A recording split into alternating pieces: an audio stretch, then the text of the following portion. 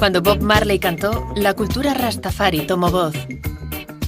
Su origen humilde y su particular don musical le abrieron las puertas del mundo. Su pueblo vio en él a un ídolo. Con su música, luchó por la emancipación del pueblo negro y su retorno a Etiopía. Biography Channel nos presenta a un hombre solidario que sufrió un atentado por defender sus ideas. Murió víctima del cáncer a los 36 años, siendo el alma de la música reggae. Bob Marley. A continuación, en Biography Channel.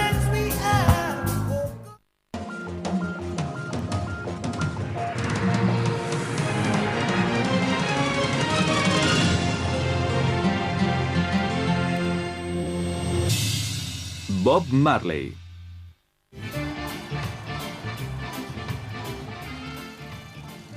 Era bajito y no muy agraciado. Escuálido, bastante callejero. No le gustaba ir a la escuela ni estaba dispuesto a hacer nada que no le apeteciera.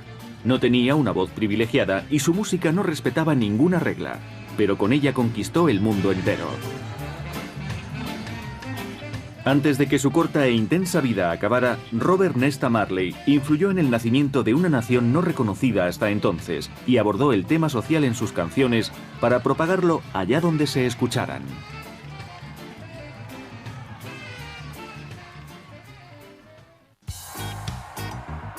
Nunca ha habido un acontecimiento tan recordado en Jamaica como aquel concierto Sonrisa de Jamaica que tuvo lugar en Kingston en julio de 1978.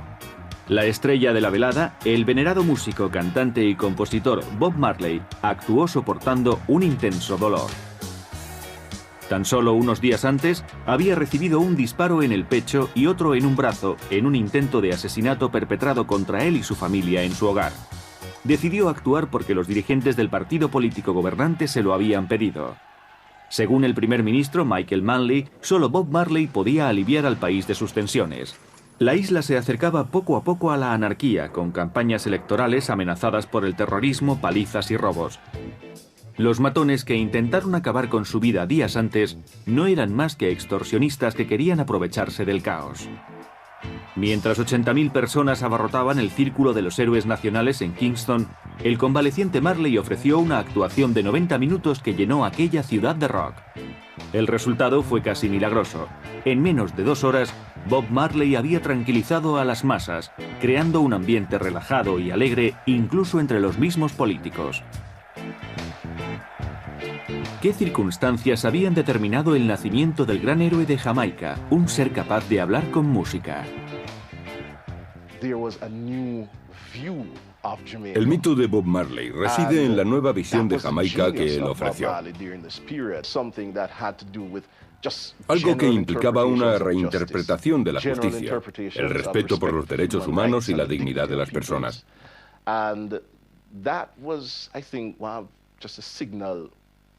Y yo creo que ese es uno de los muchos aspectos de la magia de Bob. Y esa capacidad increíble que tenía para llegar a la gente y para representar aquello en lo que creía.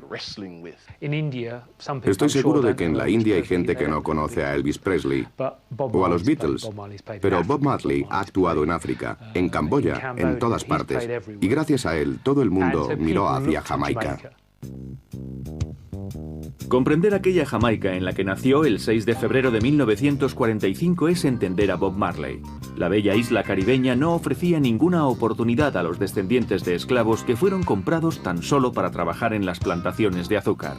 La esclavitud había desaparecido, pero los colonizadores británicos seguían estando en la cúspide de la escala social. El matrimonio interracial de los padres de Bob no era algo inusual, pero sí lo era la mezcla de clases. Su madre, Sedelia, negra y pobre, dio luz a Bob sin estar casada. El padre, Norval Marley, era un administrador británico blanco bastante mayor que ella. Al fin se casaron para dar legitimidad a su hijo, pero acabaron separándose. El pequeño Bob demostró ser un buen estudiante en varias escuelas públicas, pero solía estar callado y circunspecto. Había sin duda mucho en qué pensar. En Kingston, en el gueto, estabas aislado del resto del mundo. El gobierno no quería saber nada de ti, ni tampoco la gente de clase media. Nadie se preocupaba por ti. Estabas completamente marginado. En Jamaica dicen, lejos de muchos, uno. Pero por desgracia era todo lo contrario, porque lejos de muchos había otros muchos. Y cuanto más oscura fuera tu piel, más repudiado eras. Pero lo que Bob siempre tenía a su alcance mientras recorría el barrio de Kingston era la música. Estaba en todas partes, llenándolo todo de vida, y en un estado permanente de transformación debido al gran sentido rítmico de los jamaicanos. Había un estilo de música indígena llamado lento, similar al calipso. El calipso era también famoso en Trinidad. Luego estaba el merengue de Haití, que también era popular, y se tocaba en el llamado Sound System de comienzos de los 50. Había una gran variedad de estilos musicales.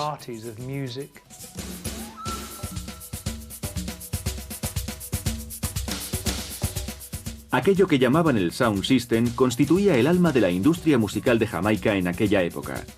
En un país con pocas emisoras y menos estaciones de radio, los pinchadiscos profesionales cargaban grandes baffles en camionetas y hacían giras por la isla emitiendo música en las calles y cobrando unas monedas a los oyentes. Para jóvenes músicos como Marley, era la única salida posible. Clement Seymour Dodd, llamado Sir Coxsone Downbeat, era el rey de aquel negocio. Era un honor grabar un álbum para él a cambio de unos dólares para que este fuera pinchado y escuchado por toda Jamaica. El joven Bob Marley solía aprovechar su voz, heredada de su madre, para sacarle algún dinero a los vendedores de canciones. Aquel sistema era como una máquina de hacer música. Todos los artistas eran empleados por días. No había derechos de autor. Ganaban dinero cantando una canción y así se mantenían. Bob cantaba What's New Pussycat, Amen, This Train. Cantaba canciones espirituales y canciones pop inglesas o americanas. No era el mejor cantante del mundo. Tampoco tenía un gran talento, pero sentía una gran pasión por lo que hacía y aprendía de aquellos que le rodeaban. Allá donde iba, absorbía, practicaba y aprendía. Norville Bunny Livingston y Peter McIntosh eran dos de los amigos más antiguos de Bob y se convirtieron en sus más importantes colaboradores durante su juventud. Consiguieron actuar en programas cazatalentos emitidos en las dos emisoras de radio que había en Jamaica. El estilo de su elección era una mezcla entre mento y rhythm and blues llamado ska, un blues de alta calidad con acento en el segundo y el cuarto tiempo, seguido de un poco de afterbeat. Marley pronto se hizo un experto en garabatear letras de canciones en trozos de papel. A esas alturas, Dodd ya estaba grabando sus propios discos ragtag en un estudio llamado Coxsone's Music City.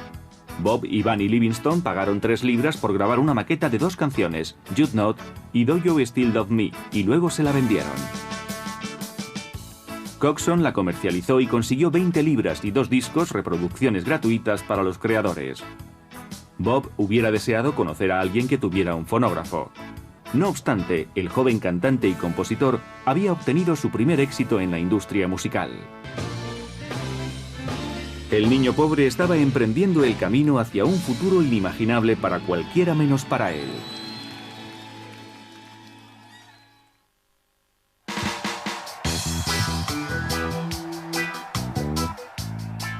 Aunque para los fans que lo idolatraban en los años 70, aquel fenómeno llamado Bob Marley parecía haber surgido de la nada.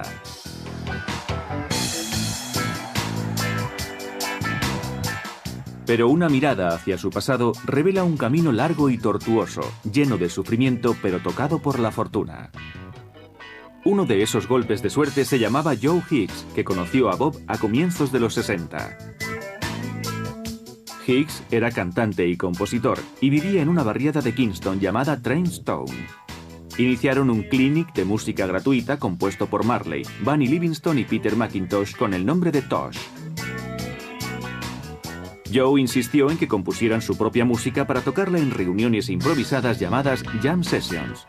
A Hicks le cautivó especialmente la voz desgarrada de Marley y cómo llamaba la atención sin tener que gritar o bailar desenfrenadamente como los otros.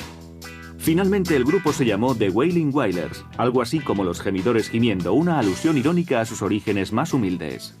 Joe Hicks fue como un padre y un consejero para los Wailers, ya que había sido un cantante de cierto éxito y sabía lo que era grabar un disco. De alguna forma los acogió y les aconsejó sobre el canto, la composición, la puesta en escena. Enseñó a Bob cosas sobre la guitarra y él se lo tomó muy en serio desde el principio. Estaba muy entregado, como si se sintiera llamado para cumplir una misión. Se pasaba horas sentado en el suelo de la cocina tocando la guitarra, aprendiendo acordes hasta altas horas de la madrugada, y se quedaba dormido con la guitarra en las manos. Marley y los Wailers, con su equipo de colaboradores, pronto empezaron a ganar fama en el mundo de la música de Trench Town. Conocieron a Coxsone Dodd, que se convirtió en su representante. Obtuvo los derechos exclusivos para vender sus discos y les pagó la considerable cantidad de $20 por cada tema grabado. Incluso les concedió un adelanto con el que se compraron ropa para actuar. Cuando Jamaica se independizó finalmente de Inglaterra en 1962, los Wailers estaban en lo más alto de la escena musical. Marley se había convertido en un héroe local y las chicas del barrio empezaban a mirarle con buenos ojos. En la calle Primera era donde solía verse a Bob Marley antes de hacerse famoso y establecerse como músico. Esta es la plaza donde solía sentarse a componer su música. Aquí se sentaba junto a George y Tosh, y aquí conoció a Rita. La guapa Rita Anderson, hija de un carpintero, entendía de música y era madre soltera. Le gustaba el pensativo Bob Marley y se aseguró de cruzarse en su camino. Se hicieron primero buenos amigos y en 1966 se convirtieron en marido y mujer. La increíble cantidad de hijos que tuvo Marley, 22 tanto dentro como fuera del matrimonio, no fue un impedimento para aquella larga y tolerante relación. Marley comenzó a apreciar un cambio en la actitud y la música de los jamaicanos. Las letras y la música de las canciones populares habían pasado de la dulzura original a convertirse en himnos rudos influenciados por la clase baja de Kingston. Había una lucha oficial contra la llamada música del chico grosero, pero dicha música vendía y a Bob le atraía cada vez más. Los Wailers acabaron por adoptarla. Muchas de las actitudes propuestas por aquella música Rude Boy venía del creciente apego de los jamaicanos al movimiento Rasta, una religión propia de la isla. Los Rastafaris veneraban al emperador Haile Selassie de Etiopía, también llamado Rastafari, como si fuese un dios que llevaría a los negros oprimidos de regreso a África, la tierra de sus orígenes. Marley poco a poco se dejó llevar por aquella influencia. Era una religión muy atractiva porque hablaba de gente negra. Para el arte copto etíope, las historias de la Biblia eran protagonizadas por personas de raza negra. Bob acabó por unirse al movimiento Rasta, que consideraba a la marihuana como una hierba de la sabiduría, pues había brotado de la tumba de Salomón, y que citaba pasajes de la Biblia en los que los hombres tenían el cabello y la barba largos.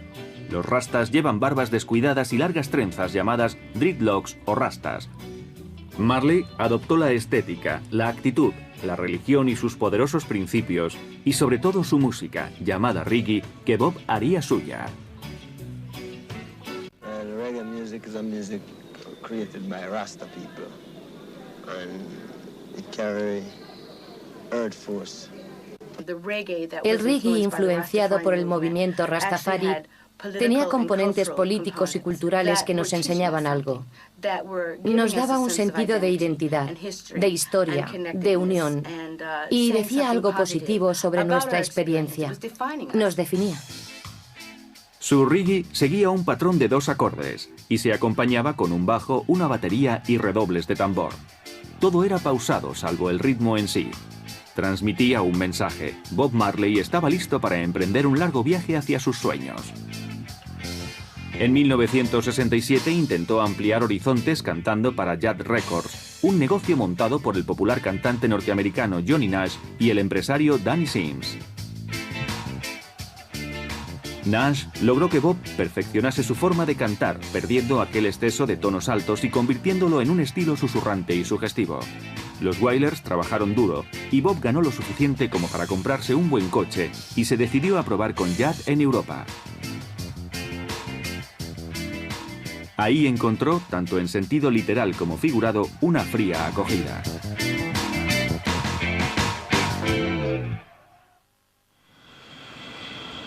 Bob Marley aterrizó en Europa en 1971, pero el viejo continente fue ingrato con él y los Wailers. Tras una propuesta fallida en Suecia, se encontraron en Londres con los representantes de Jad. Jad quería lanzar a Bob Marley. Vino a Londres, pero solo tocó en clubes pequeños. No iba a verle mucha gente. Vivió en barrios baratos de Londres y se relacionó con miembros de la comunidad jamaicana que habitaban allí por aquel entonces. Las cosas empeoraron cuando Bob supo una mañana que Nash y Sims habían regresado a América sin ellos, dejando a los Wailers sin un céntimo en la fría y húmeda Inglaterra, un clima insufrible para Marley. El tiempo era completamente opuesto a lo que estaban acostumbrados. Y supongo que no era agradable salir así de gira. Incluso hoy en día no lo es. Pero especialmente no lo sería para ellos que venían de un clima como el jamaicano, donde siempre hace calor. Y uno no pasa frío antes, durante y después de una actuación. Bob, desesperado, recordó el nombre de Chris Blackwell, un empresario anglo-jamaicano que dirigía el sello Island Records en Londres y que había publicado algunos discos de los Wailers en el pasado. Por suerte, Blackwell comenzaba en aquel momento a valorar el potencial del ritmo jamaicano en el Reino Unido, tanto para los locales como para las ventas. Vio en los Wailers al grupo que produciría aquel nuevo sonido para él, sobre todo con el nuevo colaborador que Bob había fichado, Aston Family Man Barrett, un músico dinámico y lleno de magia. En Jamaica, a finales de los 60, la música nos unía.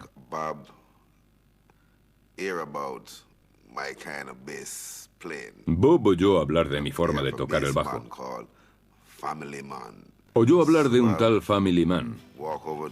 Así que se acercó a mí y dijo: ¿este joven de aquí es al que llaman Family Man?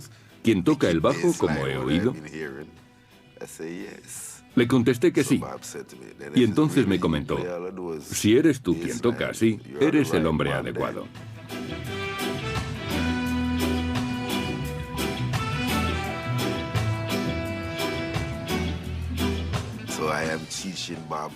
Así que yo enseñaba a Bob a tocar la guitarra.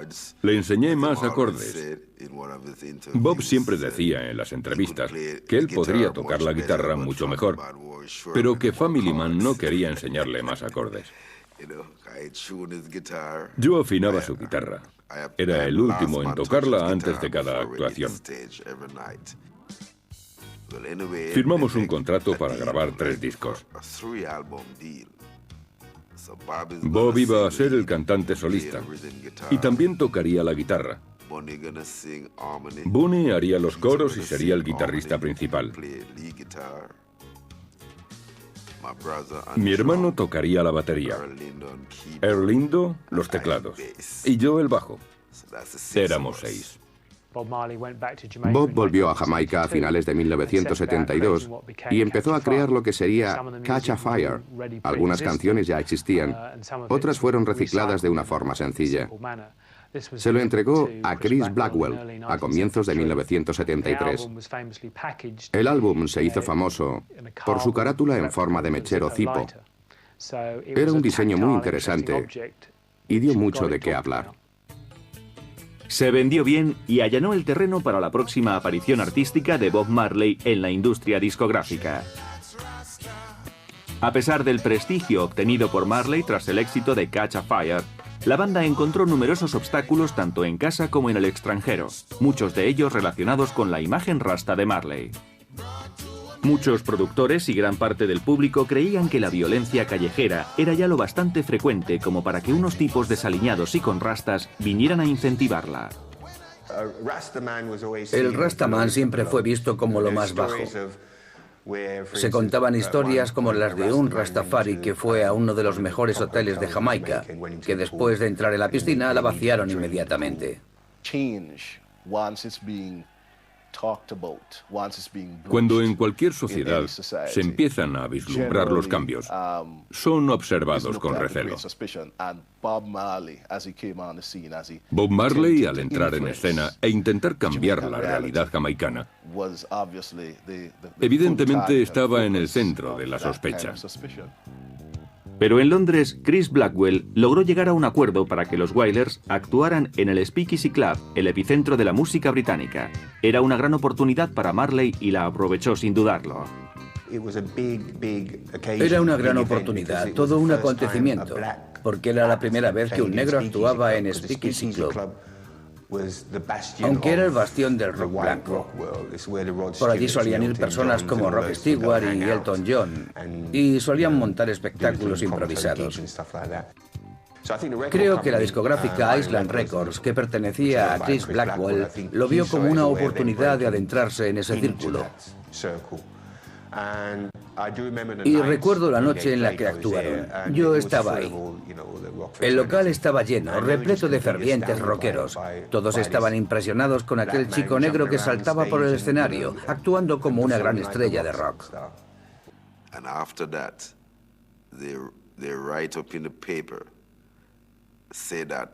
En los periódicos dijeron que después de nuestra primera canción, la gente quedó hechizada, que aquello fue algo mágico. El éxito aún no había traído consigo ningún premio, pero ya empezaba a ser algo difícil de asumir, demasiado difícil para algunos miembros del grupo. El reducido grupo original de Bob Marley, aquel que había permanecido unido en toda circunstancia, pronto empezaría a resquebrajarse. Si el mundo pensaba que los Wailers habían aceptado a Bob Marley como su líder, estaba equivocado. Tanto Bunny Livingston como Peter Tosh eran muy susceptibles y constantemente se indignaban ante la posibilidad de que Bob o cualquier otro fuera más reconocido que ellos. Con una gran confianza en sí mismos, creyendo que su voz y personalidad eran iguales o mejores que las de Marley, empezaron a seguir su propio camino. Al finalizar el año 72, Bunny Livingston dejó el grupo. Y a mí me sorprendió. ¿Cómo puede uno conseguir ese contrato? Un contrato de 3 discos e hipotecar a una compañía para los siguientes 15 años y luego dejarlo.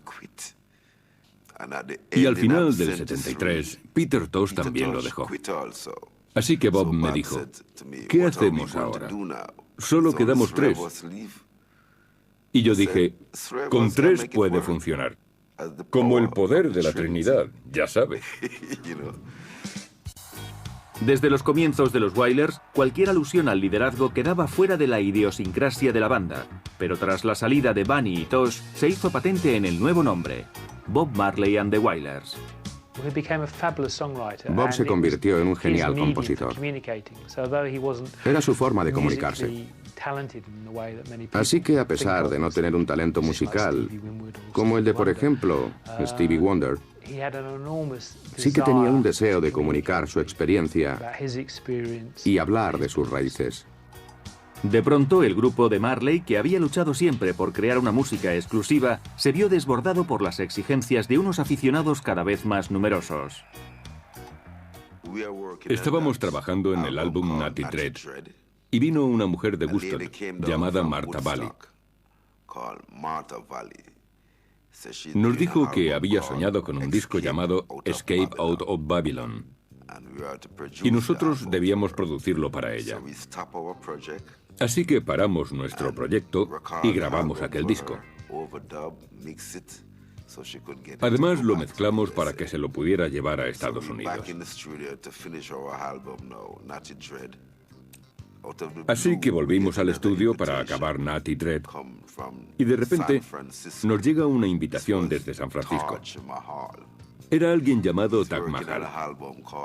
Estaba trabajando en un álbum llamado More Roots y nos dijo que le gustaba nuestra música y que quería una versión de una de nuestras canciones llamada Slave Driver. Quería que fuésemos a San Francisco y a Berkeley y la grabásemos para él. Así que partimos para allá. Una y otra vez, y a cada sitio al que iba Bob Marley, las señas de identidad de Jamaica viajaban con él. Había una mezcla de músicos increíbles en Los Ángeles en busca de un nuevo concepto musical.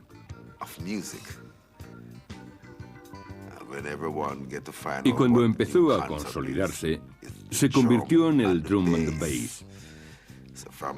En la música norteamericana empezó a mezclarse aquel fuerte drum and bass, acercándose al dub jamaicano. Pero aquella experiencia estadounidense no se tradujo en dólares. Marley no dejaba de preguntarse por qué no lograba dar con el gusto artístico y comercial del público norteamericano. No podía triunfar en Estados Unidos. A la norteamericana negra nunca le gustó Bob durante aquella época porque ellos ya habían tenido su propia revolución en los 60. Y esta nueva ola parecía querer desprestigiarla. Ellos se preguntaban qué era todo aquello y no querían saber nada de él. Aquellos fueron tiempos difíciles.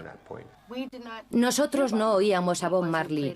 No lo ponían en nuestras emisoras.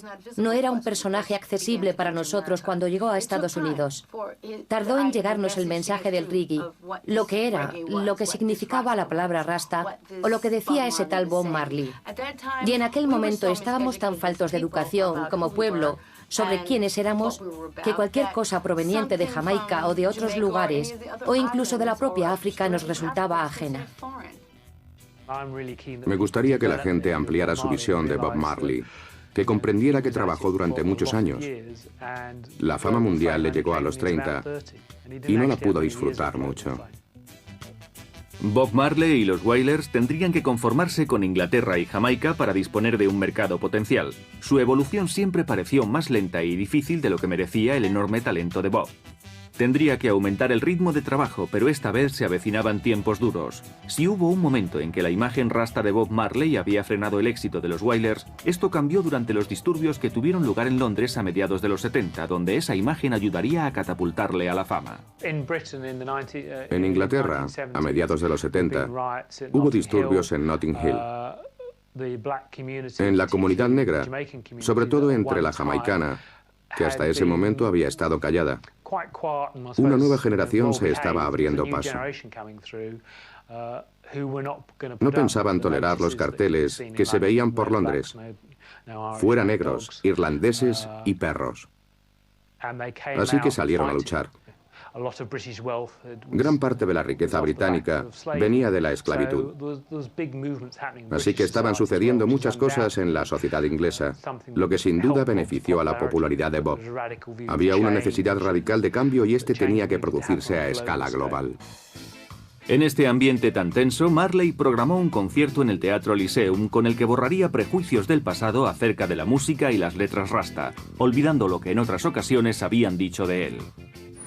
El sitio estaba abarrotado, completamente a rebosar. Tanto era así que incluso llovió, literalmente, bajo techo. El calor provocado por la aglomeración se evaporó, se densificó en el techo y luego cayó en forma de gotas de agua. Fue algo increíble. Incluso había gente que se subía por las paredes exteriores intentando entrar, porque todos querían ver al único Bob Marley. Cuando salieron, sabían que habían sido testigos del comienzo de una nueva era musical. Se convirtió en uno de esos conciertos míticos en los que todo el mundo hubiera querido estar y donde todos decían haber estado. Y el disco, un álbum en vivo, fue publicado poco después. Fue un éxito relativo de ventas. Consiguió venderse bastante mejor que los anteriores. Ahora Bob Marley debía encontrar la forma de enfrentarse a algo que hasta entonces no había supuesto un problema para él, el éxito. Tras haberlo obtenido en Europa, Marley volvió a su patria, Jamaica. Y por primera vez, se sentía en disposición de hacer algo por su bello pero arruinado país. Bob siempre tuvo presente sus raíces jamaicanas y la isla era un lugar especial para él. Volvió y quiso colaborar en la remodelación de un país que estaba en crisis. La presencia de Bob transmitía la sensación de que todo era posible. De pronto en Jamaica todos aquellos chicos de los barrios de clase alta se reunían con los rastafaris. Antes de que apareciera Bob Marley era una de las peores cosas que podían hacer. Pero de pronto ves que Bob Marley se ha comprado una casa al lado de la del primer ministro jamaicano y que no pasa nada. Y los pobres piensan que cualquiera de ellos puede ser el siguiente. Él tenía un BMW, el primer hombre en Jamaica en tener uno. Así que la gente empezó a pensar que podía tener un BMW. Aunque esto no gustó nada al fabricante de coches porque decían desprestigiaba la marca. Por primera vez, el dinero empezó a llenar los bolsillos de Bob Marley y no sabía muy bien qué hacer con él. Compró la casa que había pertenecido a Chris Blackwell en Hope Road, que estaba en un barrio colonial de clase alta. Así que ahí estaba, un rastafari viviendo en una zona de lujo de Kingston. Y uno presentía que ahí estaba pasando algo. Bob Marley no tenía ningún interés en convertir su nuevo y grande hogar en la fortaleza de un ricachón. Quería más bien implantar las raíces que jamás había tenido.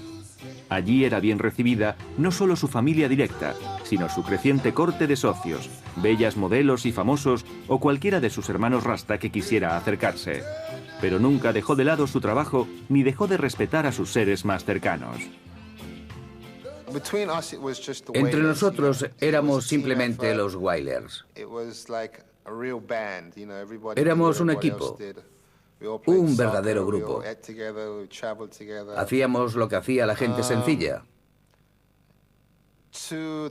Jugábamos al fútbol, comíamos juntos y viajábamos juntos con la prensa y los promotores. Éramos Bob Marley and the Wailers. Él se consideraba un Wailer más, parte del equipo, y creo que todos éramos igualmente importantes a la hora de crear esa combinación de música y letra que tenía una base tan honda y que para muchos resultaba tan gratificante.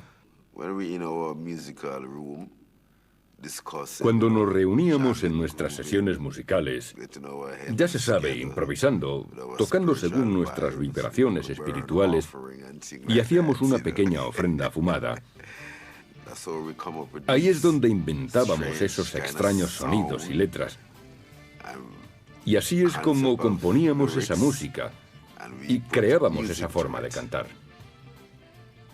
Bob generalmente tenía una idea, pero no la canción completa. Entrábamos con esa idea, ensayábamos, hacíamos unos cambios, volvíamos a ensayar y luego lo acabábamos en el estudio. A veces decía, no recuerdo haber escrito esta canción, no empezaba así, pero me gusta. Nuestra idea era convertir Tuff Gong en un pequeño Motown y acoger a los artistas de la calle que llevaban tiempo dando tumbos y traerlos a Tuff Gong. También acoger a otras bandas y ofrecerles la posibilidad de actuar. Dicen que media Jamaica vivía de su generosidad. Media Jamaica. Y estamos hablando de la gente que vivía en los guetos.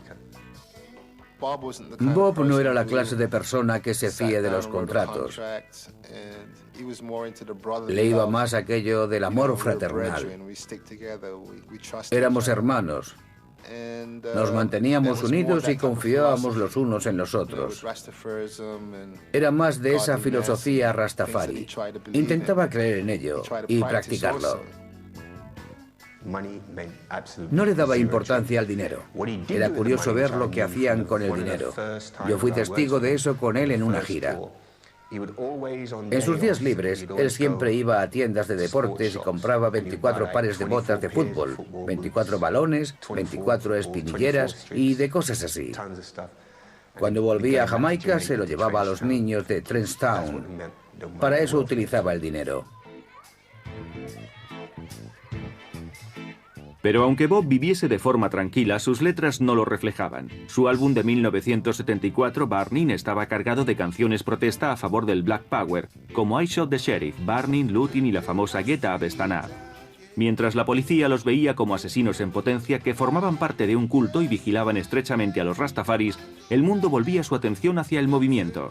Incluso en los Estados Unidos, un escuálido rastafari se estaba convirtiendo en la figura más conocida del tercer mundo. Era algo que no alegraba en absoluto a los dirigentes jamaicanos. Algunos rastafaris fueron introduciéndose cada vez más en la política, pero no querían explicar sus ideas y proyectos con métodos violentos. Los partidos más radicales empezaron a enfrentarse entre sí. Mientras la tensión iba en aumento, Marley intentó mantenerse al margen. Creo que pronto se dio cuenta de que lo mejor era permanecer alejado de la política. La política en Jamaica era, y sigue siendo, una actividad muy peligrosa. Pero en la portada de su nuevo lanzamiento, Uprising, aparecía un rastafari con el puño en alto y con largas trenzas, como si de un revolucionario urbano se tratase. Realmente parecía una declaración política. En la casa de Hope Road se instalaron muchos de sus amigos. Era una muchedumbre que vivía con él. Bob no sabía muy bien cómo deshacerse de ellos. Sus viejos amigos creyeron que les estaba dejando de lado porque era famoso. Además, él insistía en rodearse de bellas mujeres que frecuentaban la casa. El silencio de Rita lo decía todo, pero admitía cosas de este tipo. El hecho de que Bob se había convertido en una superestrella se confirmó cuando el idolatrado Stevie Wonder aceptó ir a Jamaica para actuar con él. Cuando los Wailers lanzaron el disco Rastaman Vibration unos meses después, Marley era ya una superestrella musical en el tercer mundo y era más conocido que Wonder. En aquel momento, cuando el mundo entero se descubría ante él, se hizo una herida en un dedo del pie con un clavo oxidado. La herida tardó en curarse y Marley, que no le gustaba ir al médico, lo dejó pasar. Aquella decisión tuvo trágicas consecuencias. La campaña electoral en la Jamaica de Bob Marley de 1976 era en realidad un enfrentamiento armado entre distintos bandos que buscaban alianzas, poder y dinero. Bob Marley se vio involucrado en aquello. Miembros violentos de uno de los partidos políticos irrumpieron en su casa. Le llamaron maldito capitalista y le obligaron a participar en el concierto de la Sonrisa de Jamaica, organizado para distraer la atención de la enfurecida población ante lo que ocurría en el gobierno. Pero ese no era el único problema de Bob. Debía pagar además $2.000 a un peligroso extorsionista que se había inventado una deuda, y su actividad en el concierto le enfureció porque interfería con los pagos. Días más tarde, hombres armados entraron en la casa de Marley con la intención de matar a todos los que allí estaban. Bob fue alcanzado en el pecho y en el brazo, Rita en la cabeza. Su ayudante, Don Taylor, fue herido de gravedad tras recibir 5 disparos. Los demás, incluidos los niños, salieron ilesos del tiroteo. Ya fuera por la presión a la que fue sometida o por su indignación, Bob Marley, vendado y dolorido, apareció en el festival y en ningún momento mostró su sufrimiento. En el fondo, no lo hacía por los políticos. Lo hacía por Jamaica. Poco después, Marley se alejó de los peligros de Jamaica y comenzaron unos ajetreados años finales. Estos años asentarían su legado internacional y contribuirían al reconocimiento mundial de su país y de su generación, tras haber extendido la música de un país largo tiempo olvidado. Buscaba un guitarrista porque tras el tiroteo del 76, el guitarrista que tenía, creo que era un americano llamado Donald Kingsley, abandonó el grupo, supongo que bastante aterrado. Tuvieron otro guitarrista antes, Al Anderson, que entonces trabajaba con Peter Tosh. Así que Bob buscaba a alguien que pudiera tocar como Clapton. Estaba bastante contento cuando descubrió que yo podía tocar muchos estilos, desde Hendrix a George Benson, pasando por T-Bone Walker.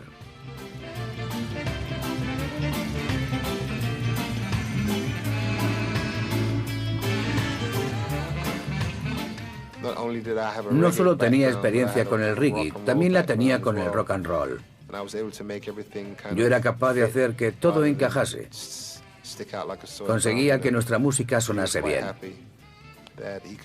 A Bob le gustó mucho llevar esa influencia al reggae. 1997 fue un año importante para Bob. Fue el primer año en que realmente obtuvo éxitos importantes en las listas. Ahora se ve con otra perspectiva. Hablamos de éxitos que estaban entre los 10 primeros puestos. Exodus fue un gran éxito y su música era escuchada cada vez por más gente.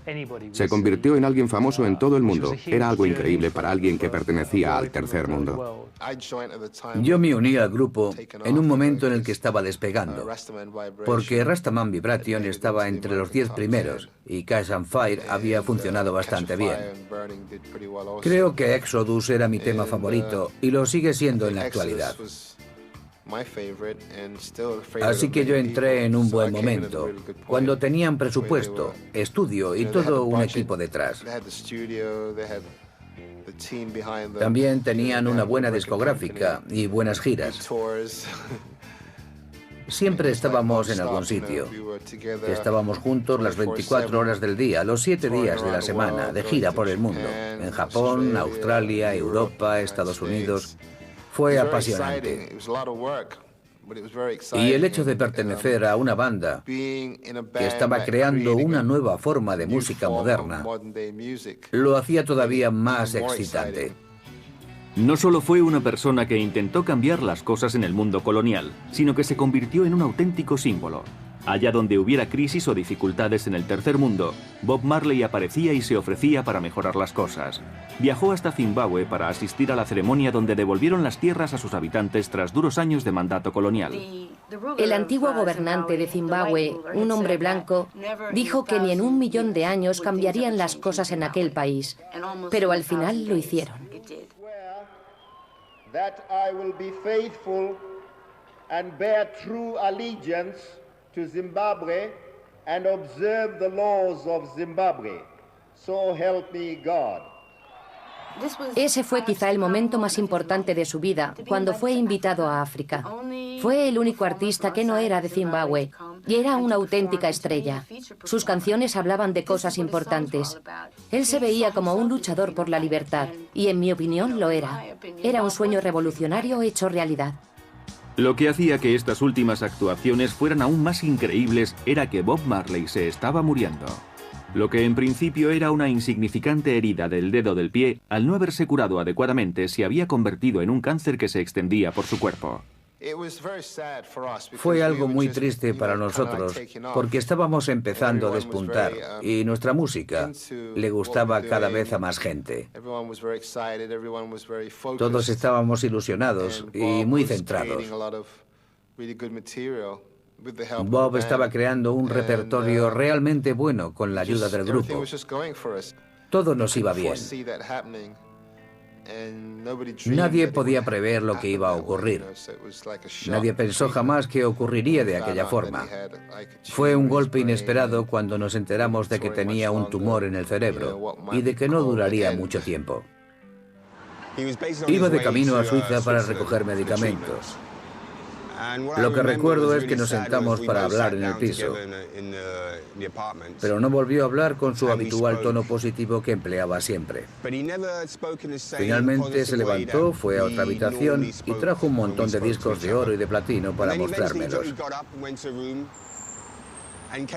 De alguna forma sentí que me estaba preguntando si realmente había merecido la pena.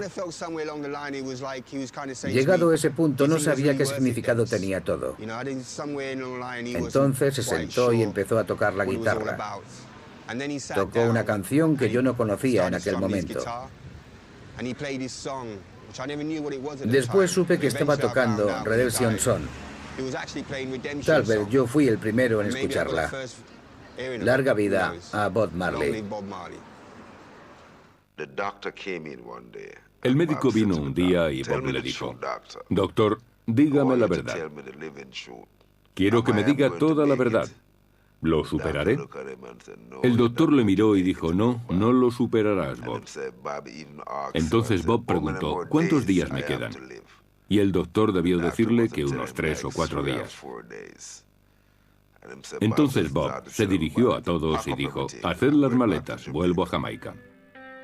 Luchó tenazmente contra la enfermedad durante más meses de lo que nadie podía pensar. Pero finalmente, el 11 de mayo de 1981, Bob Marley murió. Solo tenía 36 años. De vuelta a Jamaica, organizaron un multitudinario funeral, con los honores que merecía para llorar su muerte. His message was a protest against injustice, a comfort to the oppressed, a search for peace, and a cry for hope. La terrible enfermedad de Bob Marley no solo causó un gran dolor y tristeza entre sus íntimos, sino también entre todos aquellos que habían colaborado con él durante su carrera y que quisieron estar junto a él hasta el final. Pero la familia de Marley no permitió que algunas personas le visitaran.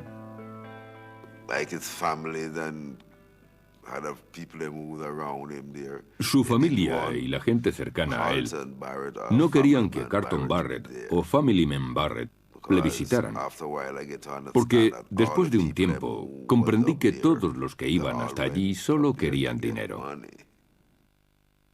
Bob inclinaba la cabeza y lloraba. Quería verme, pero ellos no me dejaban acercarme a él. Hoy en día debes tener todos tus papeles en regla. Pero en aquel entonces estábamos demasiado ocupados pasándolo bien, tocando nuestra música y creyendo que todo sería fantástico. No todo el mundo piensa como Bob, así que tenemos que asumir imposiciones. Aunque Bob Marley abandonó el mundo demasiado pronto, hace ya un cuarto de siglo, su alma y su mensaje han seguido latiendo y siguen siendo escuchadas por millones de personas mediante el hipnótico ritmo del reggae que le hizo inmortal.